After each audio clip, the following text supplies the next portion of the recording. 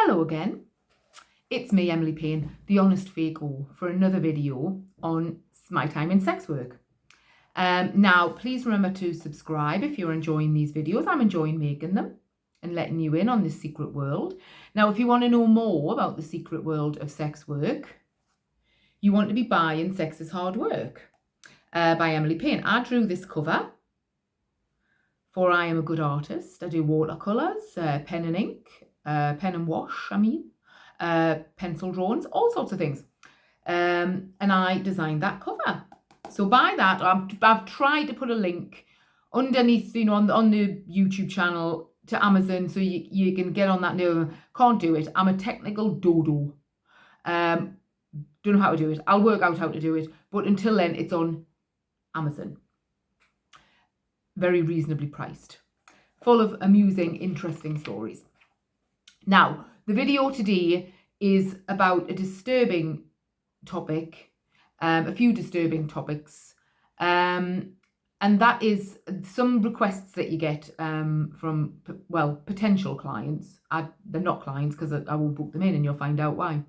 But you get fairly regularly, it's not an everyday occurrence, but disturbingly regularly, I get requests to, bestiality requests, have sex with a dog, or watch somebody have sex with a dog or a horse or God knows what. Men talking about rape. That is relatively common. They'll use the word rape as if it's just another a word for another sexual practice, which is pretty disturbing. It's a kind of a form of rough sex, is how they couch it. And when I was doing phone sex, more so, not so much when I've been a sex worker, because I'm pretty old now, and I'm 50, and I started when I was 33. So I didn't used to get many requests to kind of dress up as a schoolgirl or wear, big little girl knickers, so the big knickers and all that. But I worked at an agency where there was lots of younger escorts, and it was a regular occurrence. You get a lot of requests for that kind of thing. I don't do schoolgirl, I don't do cheerleader, I don't do student, euphemism for schoolgirl, and all that crap. No thank you. But plenty of sex workers do, which I just don't get. I think it's disgusting. But it's the people when men want these things, they're very, very sly about it. They're obviously very scared, as they should be. They need a good smack, and it's always tip of the iceberg stuff. Always tip of the iceberg stuff. Whenever I get anything, it's a tip of an iceberg. It's an absolute. I can tell the tip of an iceberg from a million miles away. Unlike whoever was watching out on the Titanic.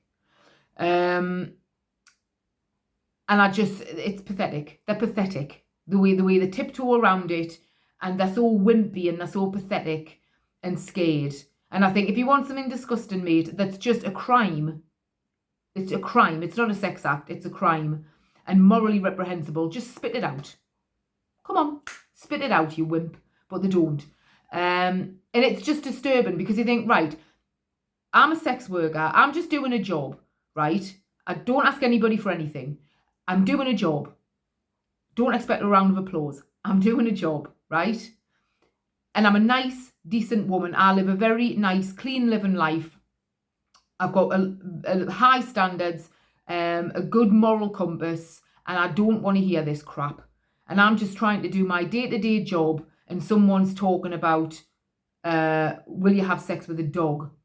And going into details and stuff. It's disgusting. And it's disturbing. And the fact of the matter is, when they start talking about rape fantasies and putting, if you're doing sort of like phone, I've done like sex texting.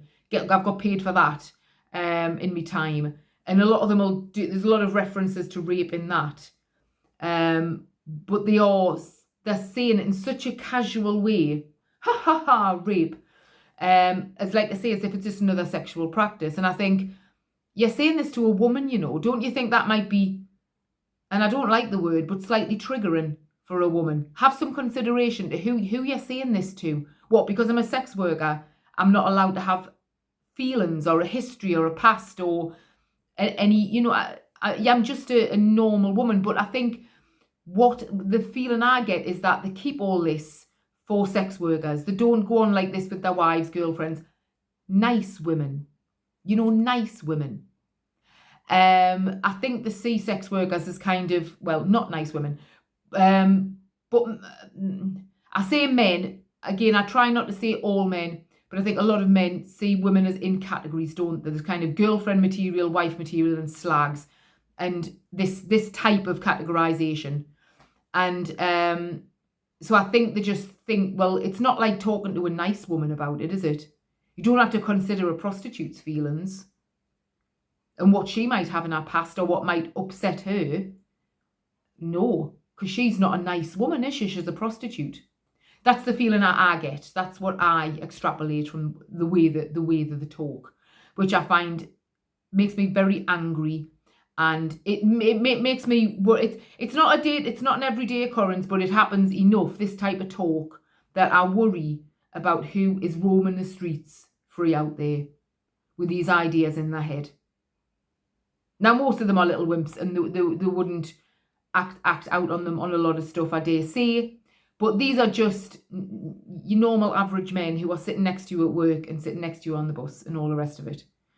And it's something in sex work that makes me very angry.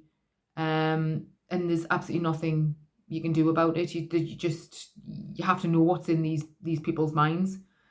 And I just nip it in the bud. But occasionally I have, if I've had any information, a couple of times I have phoned the police and just for a bit of intel. If I've had a phone number or any sort of information about one of these people who's requested something like this, probably does no good whatsoever. But sometimes in situations you just have to feel like you're doing something, don't you? Just for your own peace of mind, to think, right, I've done something, because you're impotent. You don't know, there's nothing I can do, really. So yes, that's an upsetting one of the upsetting sides of sex work. Thank you. Bye-bye.